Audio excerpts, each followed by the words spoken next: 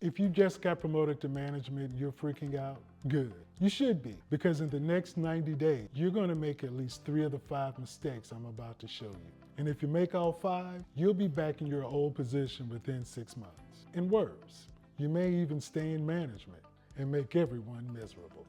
I'm Ivory Cooper. I've spent 20 years in the FAA, rising from a technician to a district manager. Over the time, I've observed dozens of brand new managers fall into these 5 deadly traps. Let's fix that today. Here's what nobody told you when you got your promotion.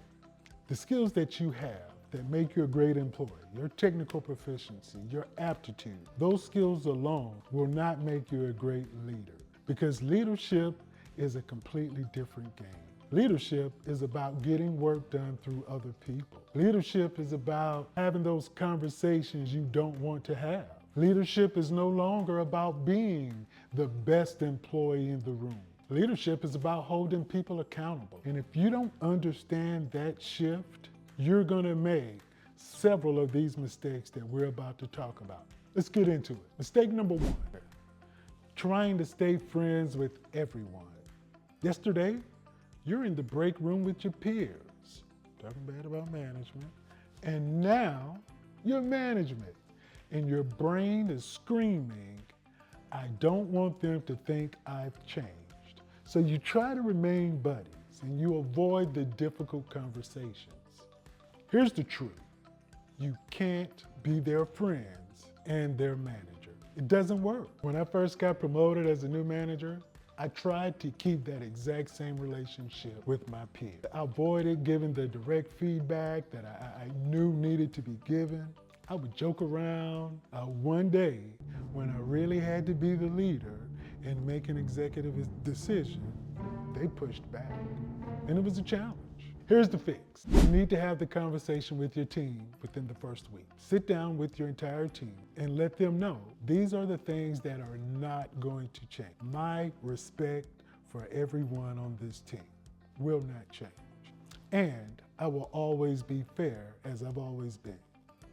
But these are the things that are going to change. I can't maintain that same relationship that we had in the past because I'm management. When I see something that needs to be addressed, I'm going to address it directly, because now that's my job. All right, action step. Schedule one-on-ones with your direct reports if you haven't done so yet, and establish those important boundaries. Mistake number 2, avoiding the difficult conversations. Someone's coming in late, not pulling their weight in the workplace. You know you should say something, but confrontation is uncomfortable. So you hope it fixes itself. It won't. I recall when I initially got promoted, I had a solid technician who started coming to work 15 minutes or so late. This happened over a period of time, and I liked it, so I didn't say anything. Next, other employees started coming in a few minutes late. So at this point, I had to have the conversation with the employee. Situation, I knew I needed to have a conversation. The employee was coming in late. What was the impact? Well, it was disrupting handoffs. It was sending a bad message to all the employees in the organization about our practices, policies, and procedures. So when I finally addressed it, his response was, why are you addressing this now? And he was right, because I, as a leader, failed it. The fix? Use the S.B.I. model. Situation, I needed to have this conversation with an employee based on their conduct or behavior. The behavior, coming in late, not pulling their weight in the workforce. The impact, disrupting handoffs with other employees, schedule conflicts, as well as it tells the rest of our facility that our standards are optional. So next comes the ask, what's going on? How can we fix this? No drama, just direct feedback. Action step. Write down one difficult conversation that you've been avoiding having. Schedule it next week using the S.B.I. framework. Mistake number 3, staying in the technical work. You got promoted because you were the best employee, the best technician. So when a problem arises, your instinct is to naturally jump in and fix it yourself. So here's the trap. If you keep jumping in to fix the technical work, You're not leading, you're just an overpaid employee. I used to jump in and fix problems myself, but eventually my team stopped trying. I was unintentionally creating dependence. So what's the fix? You need to delegate intentionally. High urgency, high complexity. If you have to, do it yourself, but always explain why you are doing it. Low urgency, low complexity, full delegation. Let them own it. Action step. List 3 technical tasks that you're still continuing to do, and you know you have them, that you could delegate to someone else. Identify at least one and delegate it to someone on your team. Most important part, resist the urge to take it back. Mistake number 4, not setting clear expectations. Your team cannot read your mind. However, new managers lead like they can. You assume they know what good looks like and what your priorities are. And when they fail to meet your unstated expectations, you get frustrated. The fix?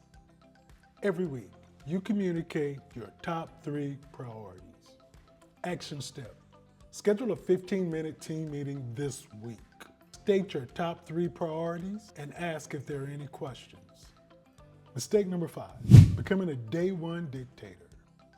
A lot of new managers, they walk in on Monday mornings and they're terrified. They have this fear that the people they're now in charge of won't respect their authority.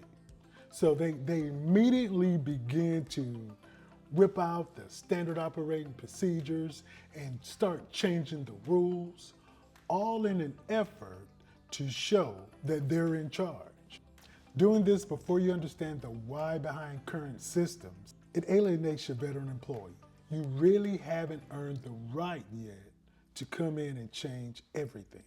The fix? For the first 30 days, your job isn't to change the system. Your job is to listen, audit, and earn respect. Meet with your direct reports. Ask what's working. Ask what's broken.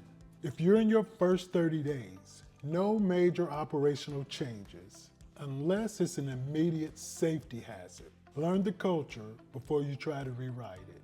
Okay, so let's recap. Set boundaries early. Use the S.B.I. framework. Delegate the technical work. Communicate your top 3 priorities. And don't be a day 1 dictator. If you avoid these 5 traps, you'll be ahead of 90% of new managers. But fixing these mistakes, it only stops the bleeding. It does not build the future. In my next video, we're tackling the hardest thing in business, culture change. I'll share a painful story about a 30-year veteran employee and what happened during a digital radar upgrade, and why it's important as leaders to understand the difference between the manual and the mindset. Hit the subscribe button so you don't miss it. Until then, keep leading.